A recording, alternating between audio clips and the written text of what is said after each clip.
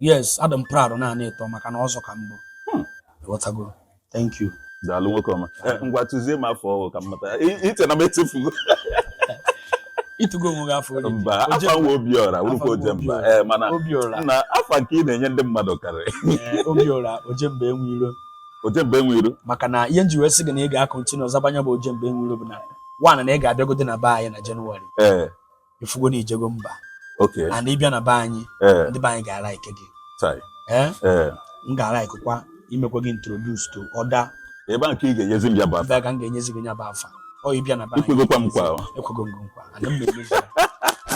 Daalụ nwoke ọma. Enugu gemu ntị, kende kenu ntị onu m onu meje akọrọ unu ka egwu duru bịa bayi o une m o deje egwu adụ na rụbarụ ma pa sowe m sowe m sowe.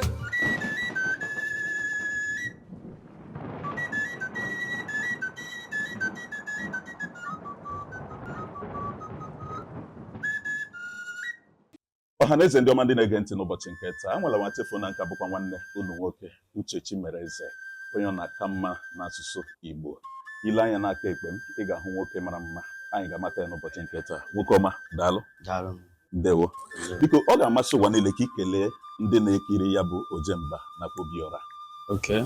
Ị ga na-ewepụta olu gị biko. Ọhaneze ekene m unu. Ndị ọma na-ege ntị ekene m unu. Ụtụtụ ọma nọ. Ndewo nwoke ọma. Obi o jupụtakwara gị n'aṅụrị ịnọnyere Ojemba? Obi jupụtara m n'aṅụrị. Obi juru m aṅụrị ịnọnyere n'aṅụrị. Eziokwu. Ndewo nwoke ọma. Biko kọwatatụrụ anyị kedu aha gị ka ebe i siri pụta? Aha m bụ Ekweme Joseph Ogbonnaya. Okay. Abụ m onye Udi Local Government area in Enugu State. Okay. N'ime Udi Local Government abụ m onye Akwakumenze. Dị n'ime Udi Local Government. Ihe ejiri mara gị ka ihe eji mara m bụ MC. Ana m arụ MC. Oke, ndị a na-emekwa ihe ekwuru ekwu. Yes. Ndewo nwoke ọma. Ka ije siri bido? Ka ije MC ma si bidokwa bụ like egwuregwu ka egwuregwu. Ana m azụbu afịa n'ime afịa. Ana m azụbu afịa. So from there, o nwere my friend a na-akpọ IPO. Yes, Chibike Okoro.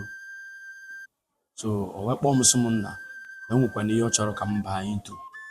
Isi aga n'ebe ya ọsọ nọ ekwurekwu a like o zipụtara na ọ hụrụ ya n'ime gị ka ọ jọs nọ ọ sị ga-eba n'ime. Ọ fụrụ ya n'ime m. Ọ fụrụ na ọ ma na m ga-emenwu ya. Wee sị na m ga-emenwu ya, wee sọpọtụ m. Wee jebanye na dị ọrụ. Mana i bidoro ya bụ ọrụ MC a gị kwụsịzie ya bụ ihe ị na-azụbu bifo? Akwụsịrị m ya ka m na-azụkwa ya ka m chọrọ ịma ọtụtụ ndị mmadụ ha na-emekwe nke a na-eme nke a ụlọ a na-eju eju. Aka m na-azụkwa ya bụ ahịa. Ndewo nwoke ọma. Afụrụ m ya bụ ihe invite ị na-eke ya bụ ụbọchị a. Ka ihe a na-eme mere iji na-eke ya bụ invite? Ọ maka festival anyị na-akwadobe n'afọ na-abịa abịa 2027. Afọ nke na-abịa abịa. Nke na-abịa abịa January 2nd and 3rd. Okay. That 2 days ahụ bụ for that festival. Na the hope. Ka ihe na-eme na the festival ọ iri ji ka ọ gịnị ka ihe a na-eme ebe ahụ? Ihe a na-eme na the festival bụ ichete nna anyị and ọtụtụ ihe a na-akwadobe maka that day ya aka nkụ. Yes, o nwekọtara ndị obodo anyị ndị nọcha na mba ofesi ga-abata ya bụ njem. Eziokwu bụ na onye na-anụ na ịghọtago maka na onye bụ the initiator n'okwu obodo oyibo. Yes. Kedu afọ ya? Afọ ya bụ Ikechukwu Emegheru. Ya nwa na-akwalite. Ya nwa bụ onye bụ the initiator. Onye bido ya bụ njem. O wee gaba. O wee chọba ndị ga-akwado ya. Afọ ole ka emela ya bụ festival? A na-emebi ya mana emebeghị ya nke nnukwu taa. Yes, nke nnukwu a na-anwa chọrọ ime nke a ga-ada ụda. O nwere weight, ọ ga-ada ụda. Yes. So wee na-ayọ onye ọbụla bụ onye Akwakumenze. Ịma na eze dike mụ ga ebe ọbụla ị nọ. Onye na-akwalite ihe ọdịnala. Ihe ọma na-adị mma. Ihe ọdịnala na-adị mma. Maka na I hope na emecha ihe a na ihe niile na-esiri onye ọbụla ike n'ịbụ onye Akwakumenze. After this festival ọ ga-ebido gabara onye ahụ ọfụma. Amụma ka ị na-ebuzi ihe aka ọ ka m si afụta ya. Ị na-afụzi ụzọ osi na festival a gị bụ ezi amụma? Because na a ga-enwe many life lift, a ga-elift many life. Ọ ga-enwe ndị a ga-enyere aka ndị ihe na-esiri ike n'obodo. Okay. ndị na-azụ afịa ha ada aga a ga-enyere ha aka nke a ga-akwagide ọtụtụ ndị mmadụ mbọsị ahụ yes and a ga-emekwa na ọtụtụ ndị mmadụ invite a ga-ezu ọtụtụ ndị mmadụ ndị neighbor ịbịa na be anyị ndị agbata obi a ga-emechi invite ndị igwe ma ndị egwu a ga-emechi invite nke ihe nkiri ihe niile ga-adị ebe a ihe nkiri ihe oriri ga-adị ihe ọṅụṅụ ga-adị ị ga-emekwa ya bụ Ojemba invite anyị nwere ike ịbịa yes mmemme gị invite ọ bụ na chance dị maka ama m na ịbụ onye gịnị ị ga-eme chance aga ọ bụrụ hala na ị ga-akwanyere fada mmanya na boot ọ ga-amasị m na ebi ụbọchị ahụ eziokwu yes ọ ga-amasị m and ndị be anyị ga-alaikekwa na ọ bụ na ịbịa ụbọchị yes okay m ga-ama ka m ga-esi mee ya yes na ya bụ ihe a na-akwadobe o nwere ọtụtụ ndị sọpọtụ chara ihe a na-eme ndị ihe ọma na-adị mma ndị otu anyị ịghọtago mmadụ dịka injinia Emeka Eze the formula ezigbo mmadụ oke nwa mụchara amụcha n'obodo anyị eziokwu obere nwa na-eme ife siri ike nke ọ na-akwagide ọtụtụ mmadụ eziokwu na be anyị godo na kọmuniti nke anyị bụ Ibitenze o tinyere anyị ọkụ sola 150 pieces eziokwu nke m nwa witnessịrị ofu nọ n'iru geeti be nna m ịbịa na anya bụ ọkụ onye nwa bụ gọvanọ n'obi local gọọmenti nwere ihe ọ bụ ọ da-azụ ọchịchị ọ businessman mana ihe ha kpọrọ ọchịchị uche ya nọ ịma ọtụtụ ndị mmadụ na-enyere obodo aka wụ maka ha chọrọ ịba n'ihe ọchịchị ndị a nwere ihe gbasara ya n'ọchịchị ya bụ ego ya Chineke na-nyere ya eziokwu wee na-enyere ndị obodo aka n'ihe dị otu ahụ o mere ya mụnwa bụ MC Ọzọ Ịchaka wee tuo ya afa bụ nke eji wee mara ya na n'obodo anyị ọkụ na-enye ife Ibitenze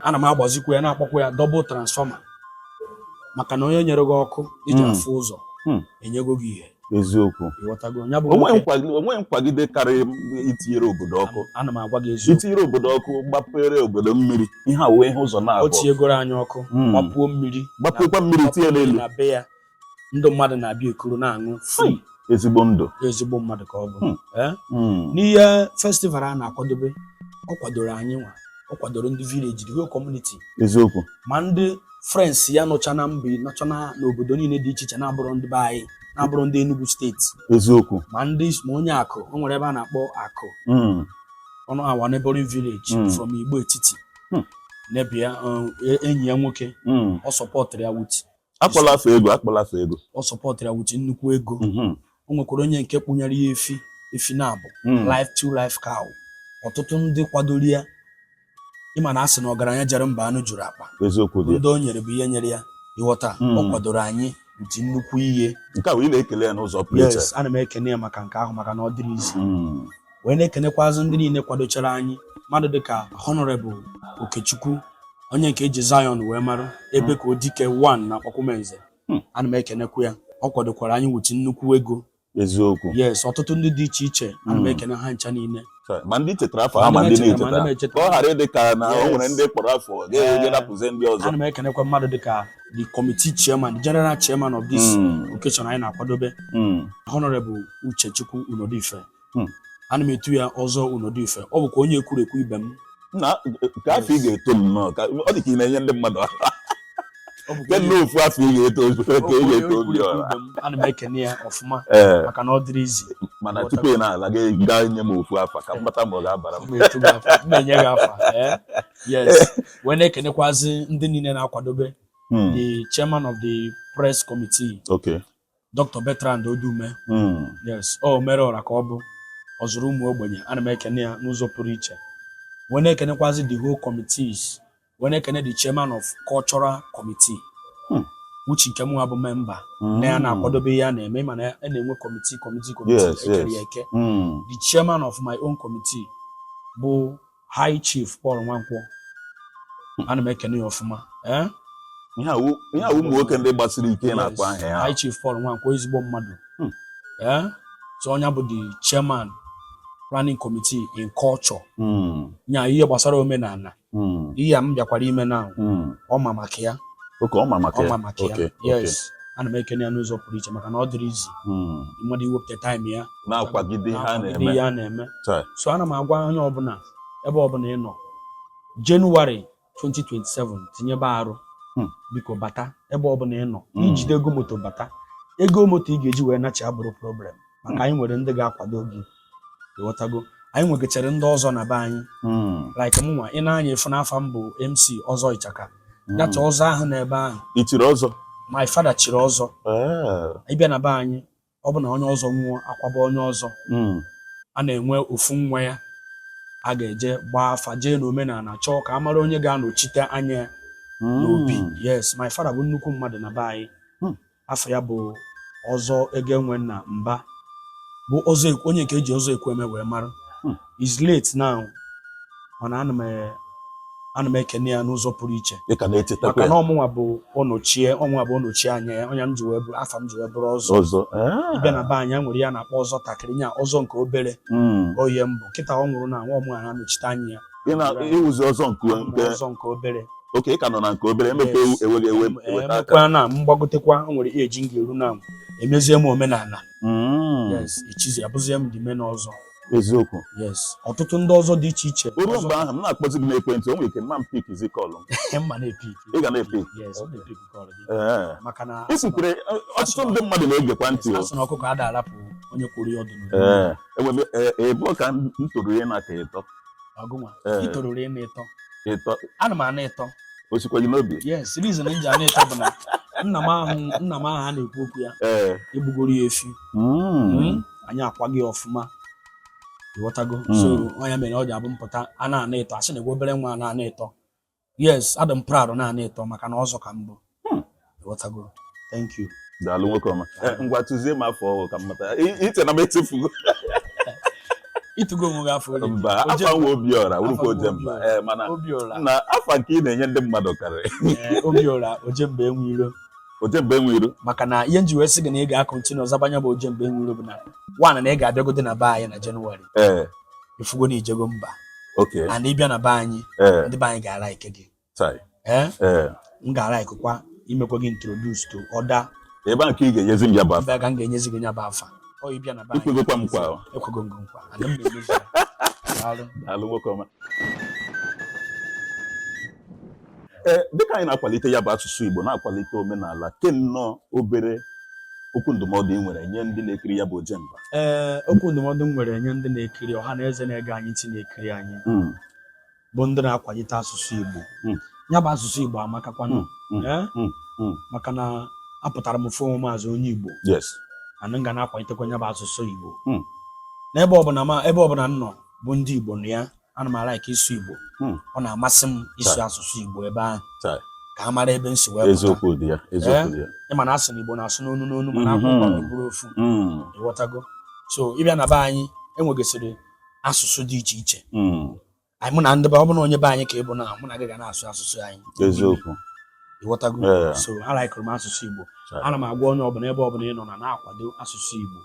Ịbụ onye Igbo ị nọ na mba ofesi ịmụọ nwa n'ọnwa anya ị nọ n'obodo oyibo na-akụziri ụmụ gị asụsụ Igbo n'oge bido n'oge ọ ga-abụ ha too ha were ya too a ga na-ejekwa akwụkwọ na-ejekwa skuul na-asụkwa sobere mana anya bụ asụsụ Igbo ahụ ọ dị very important mkpa ya ọ dị mkpa.